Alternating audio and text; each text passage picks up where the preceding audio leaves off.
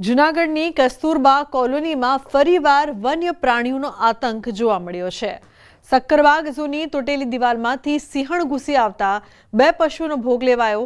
આ ઘટનાથી સ્થાનિકોમાં ફફડાટ વ્યાપી ગયો છે અને ઝૂ સત્તાધીશોની નિષ્ક્રિયતાના આક્ષેપો થયા છે। લોકોની માંગ છે કે તૂટેલી દિવાલની તાત્કાલિક મરામત થાય અને સુરક્ષા વધારવામાં આવે। સક્કરબાગની ઝાડવા છે ને લાઈ એમાં ઝાડવાની ત્યાંથી સીધે અમારે આવી જાય છે, અમારે સીધે ત્યાંથી આવી જાય છે। તો હવે અમારે શું કરવું? અમે કેટલી વાર એને કીધું તો દિવાલ પડી ગઈ, એને 2 મહિના થઈ ગયા તો કોઈ દિવાલ ચણવા નથી આવતું। આની પહેલા બે મહિના પહેલા 2 વાર દિવાલ પડી ગઈ હતી, તો એ 2-3 મહિને ચણવા આવે છે। તો આજ વખતે સિંહણ આવી ગઈ ને એટલે અમે આવું સિંહણ તો અમારે મારણ તો કર્યું, મારણ કરીને જરાઈ દે બીને અહીંયા ફરિયા માટા મારતી હતી, એટલે એને હિસાબે અમારે છે ને તાત્કાલિક આ બધી રજૂઆત દેવી પડી। અહીંયા અવારનવાર રીંછ આવે છે, મગર આવે છે ને હવે સિંહણ પણ આવવા માંડી છે। એનું કારણ છે કે આ દિવાલ પડી ગઈ છે, 2 મહિના થયા, આની રજૂઆત કરી હતી તો અહીંયા આવીને જારીને નેટ મારી ગયા, જારી નેટ તોડી અને સિંહણ આવી અને અમારા 2 પશુના મારણ કરી નાખ્યા। બરોબર છે, અહીંયા બધાય રહે છે, બાળકો રમતા હોય, દિવસનું કોઈ પણ આવી ઓચિંતાનું કોઈ પણ ને બટકું કે કઈ ભલે છે તો એનું કોણ જવાબદાર છે? બરોબર છે, કેટલી વાર રજૂઆત કરી પણ કોઈ ધ્યાન દેતું નથી। વારંવાર અમે રજૂઆત કરી છે કે સક્કરબાગ વાળાને કે આ જલ્દી મોટી વ્યવસ્થિત દિવાલ બને અને સારી બનાવી દો તો આ લોકો ભયને મુક્ત થાય અને લોકો શાંતિથી રહી શકે। પાણી પણ આવી જાય છે સક્કરબાગનું અંદર અને આ જનાવર પણ આવી જાય છે, તો આ રીતે લોકો અહીંયા ભયમાં રહે છે। વહેલી તકે આ દિવાલ બનાવે। આ દિવાલ તૂટેલી છે, અહીંયા ખાલી ખીલા મારેલા છે, તમે જોવો તો જ ખબર પડી જાય કે જનાવર અહીંયા આવી જાય અને આવી જાય ને કોઈક માણસને જ્યારે લગાડી દે તો જવાબદાર વ્યક્તિ કોણ? મહીસાગર જિલ્લામાં વધુ એક કૌભાંડ સામે આવ્યું છે। લુણાવાડા તાલુકાના ઉકરડી ગ્રામ પંચાયતના સરપંચ અને ગ્રામજનોએ આક્ષેપ લગાવ્યા છે પ્રધાનમંત્રી આવાસ યોજનાના લાભાર્થીઓના ખાતામાંથી બારોબાર રૂપિયા ઉપાડી લીધા હોવાનો ગ્રામજનોનો આક્ષેપ છે। લાભાર્થીઓની જાણ બહાર એટીએમની મદદથી પૈસા ઉપાડી લેતા લાભાર્થીઓએ કાર્યવાહીની માંગ કરી છે। ગ્રામ પંચાયતના સભ્યોએ સરપંચ સામે અવિશ્વાસની દરખાસ્ત દાખલ કરી છે, તો નાયબ જિલ્લા વિકાસ અધિકારીએ સમગ્ર મામલે તપાસના આદેશ આપ્યા છે। ડાયરેક્ટ લાભાર્થીના ઓટીપી થી અને એકાઉન્ટ ડાયરેક્ટ ખોલાઈને એટીએમ જોડે રાખીને ઉપાડેલા છે। એક હપ્તાના 30,000 રૂપિયા છે તે એટીએમ દ્વારા ઉપાડેલા છે, બીજા અનેકના ઉપાડેલા છે પણ 70-80,000 પણ ટોટલ 20 આપે 10 આપે એમ કે ટુકડી આપે। મારા મકાનના આવાસ યોજનાના પૈસા પડેલા 30,000 રૂપિયા એ એટીએમ દ્વારા એને ઉપાડી લીધા છે। એન્ટ્રી પડાવવા ગયો તાને હું તપાસ કરાવી કે મારે બધાનું મકાન આવ્યું તો મારે કેમ નથી આવ્યું, એટલા માટે હું તપાસ કરાવી તાને મને ખબર પડી કે મારા પૈસા ઉપડી જાય।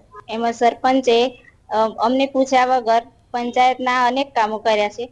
અમે કોઈ સભ્યો જાણતા નહીં કે ડેપ્યુટીને નહીં પૂછ્યું કે સભ્યોને નહીં પૂછ્યું અને ડાયરેક્ટ કાર્યવાહી કરે છે। એ જે બેંકમાં એમના નાણાં ગયા છે એ બેંક દ્વારા કઈ રીતે સરપંચે ઉપાડ્યા છે એ બાબતને અમે તપાસ કરાવીશું। છોટાઉદેપુર જિલ્લાના રૂમાડિયા ગામમાં અનોખો શપથ સમારોહ યોજાયો। લોકસભા અને વિધાનસભાના સભ્યોની જેમ નવા ચૂંટાયેલા ગ્રામ પંચાયતના સભ્યોએ પણ પદ અને ગોપનીયતાની શપથ લીધી હતી। આ અનોખા શપથ ગ્રહણ સમારોહને નિહાળવા ગામના લોકો તો ભેગા થયા જ હતા, સાથોસાથ આસપાસના ગામના લોકો પણ આવ્યા હતા।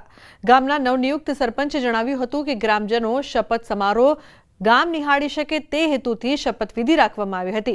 તેઓ જિલ્લા આરોગ્ય વિભાગમાં સેવા કરી નિવૃત્ત થતા ગામના લોકોની સેવા કરી રૂમડિયા ગામને આદર્શ ગામ બનાવવાની નેમ લીધી છે। મારો જે આ જે શપથવિધિ કાર્યક્રમનો જે વિચાર છે આવ્યો એ ગામ લોકોને આ શપથવિધિ કાર્યક્રમ કઈ રીતે થાય છે એ ગામ લોકો ગાંધીનગર કે દિલ્હી નથી જવાના પણ ગામડાના લોકો ગામની અંદર આ કાર્યક્રમ જોઈ શકે। અને આ આપણી સંસદ છે, આ આપણી વિધાનસભા છે। ગ્રામ પંચાયત એ જ વિધાનસભા કે સંસદ સભ્ય ગામ માટેની છે। મને દેખાય છે કે મારા ભવિષ્યની અંદર મારે શું કામ કરવું છે, તો તમામ ટીમ સાથે જિલ્લાની તાલુકાની ટીમ સાથે સંકલનમાં રહીને અને આપણે પર જે ગામના લોકો મારા પર જે વિશ્વાસ મૂક્યો છે સરપંચ તરીકે તો એ વિશ્વાસને પૂર્ણ કરવા માટેની કામગીરી મારે શરૂઆત કરવાની છે અને એ મેં કરીને 5 વર્ષની અંદર એક આદર્શ વિલેજ બનાવવા તરીકેના પ્રયત્નો મારે કરવા છે।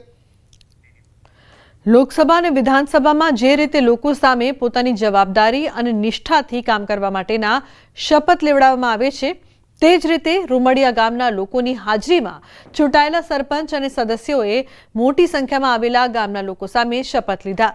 ગુજરાતમાં કદાચ આ પહેલીવાર બન્યું હશે કે કોઈ ગામમાં સરપંચે અને સદસ્યોનો શપથવિધિ કાર્યક્રમ યોજ્યો હોય.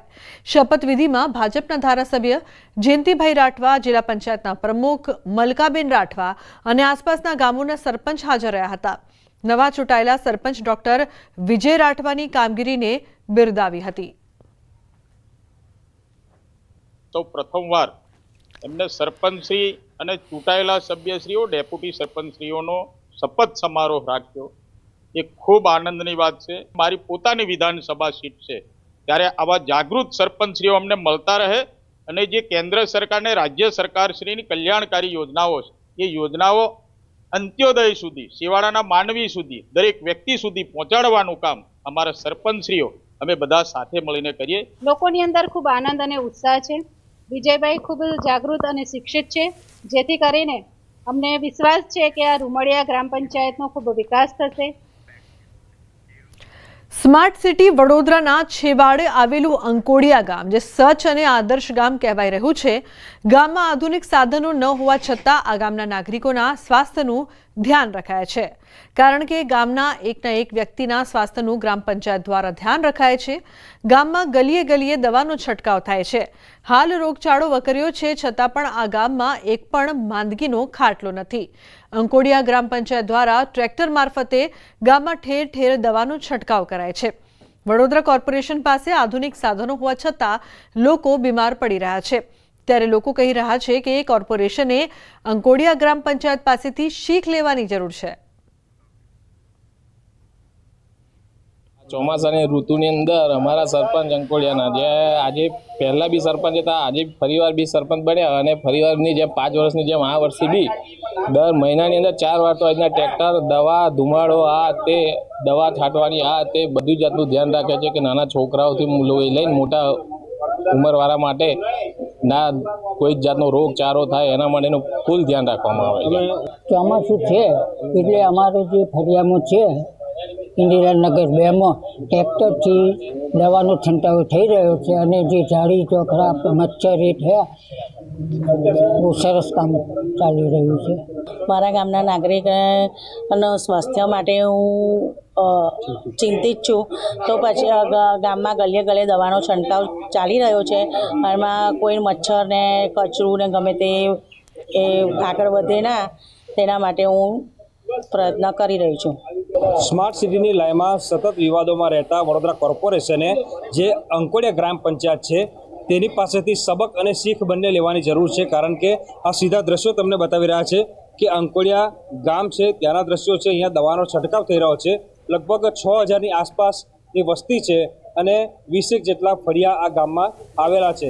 ત્યારે જે ગ્રામ પંચાયત છે, ગામના સરપંચ છે, તેમના દ્વારા ગામમાં ગલીએ ગલીએ અને ઘરે ઘરે દવાનો છંટકાવ જે છે તે કરવામાં આવી રહ્યો છે. અને ઉદ્દેશ્ય એક જ છે કે ચોમાસાની ઋતુ છે તો ગ્રામજનો બીમાર ના પડે, ગામમાં રોગચાળો ના ફેલાય. તેના ભાગરૂપે જ, એટલે કે તકેદારીના ભાગરૂપે અત્યારે ગામમાં દવાનો છંટકાવ જે છે તે કરવામાં આવી રહ્યો છે. કોર્પોરેશનની હદમાં આપણે જોયું હશે કે કોર્પોરેશનના જે શિક્ષિત અધિકારીઓ છે તેઓ પોતે આ પ્રકારની કામગીરી નથી કરી શકતા અને જે વડોદરા શહેરના નાગરિકો છે તેઓ રોગચાળાના ભરડામાં ખસેડાઈ જતા હોય છે અને હોસ્પિટલો દર્દીઓથી છલકાતી હોય છે. ત્યારે ચોક્કસથી વડોદરા કોર્પોરેશને અંકોડિયા ગ્રામ પંચાયત પાસેથી કંઈક શીખવાની જરૂર છે અને વડોદરા શહેરમાં પણ ગ્રામ પંચાયતની જેમ આ રીતે દવાનો છંટકાવ જે છે તે ઠેર ઠેર કરવામાં આવે તો વડોદરા શહેરમાંથી પણ જે રોગચાળો છે તેના પર નિયંત્રણ લાવી શકાય તેમ છે. હાર્દિક દીક્ષિત, ન્યૂઝ 18 ગુજરાતી, વડોદરા. ગાંધીનગર સચિવાલય પાસે ધોળા દિવસે ડ્રિંક એન્ડ ડ્રાઈવની ઘટના. સેક્ટર 11 BSNL ઓફિસના વળાંક પાસે થયો અકસ્માત. બ્રેઝા કાર અને નંબર વગરની સ્વિફ્ટ ડિઝાયર કાર વચ્ચે અકસ્માત સર્જાયો. રોડ પર ઉભેલી બ્રેઝા કારને સ્વિફ્ટ કાર ચાલકે મારી ટક્કર. સ્વિફ્ટ કાર ચાલક દારૂના નશામાં ડ્રાઈવ કરતા ટક્કર મારી તો 27 વર્ષીય યુવકે દારૂના નશામાં કાર હંકારતા સર્જ્યો અકસ્માત. સેક્ટર 7 પોલીસે કાર ચાલક યુવકની અટકાયત કરી છે. અટકાયત બાદ પોલીસે વધુ તપાસ હાથ ધરી છે. દારૂ પીધેલા કિરણભાઈ અશોકકુમાર ભટ્ટની પોલીસે અટકાયત કરી છે.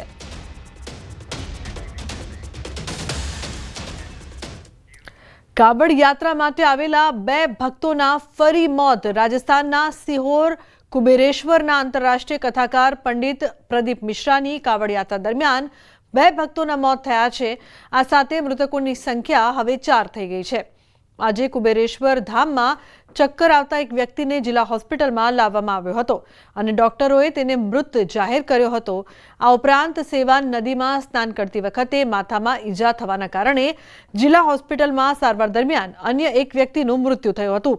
મૃતકોના નામ ચતુરભાઈ ઉંમર 50 વર્ષ ગુજરાતના રહેવાસી, ઈશ્વરસિંહ યાદવ ઉંમર 65 વર્ષ હરિયાણાના રહેવાસી હોવાનું જણાવવામાં આવી રહ્યું છે।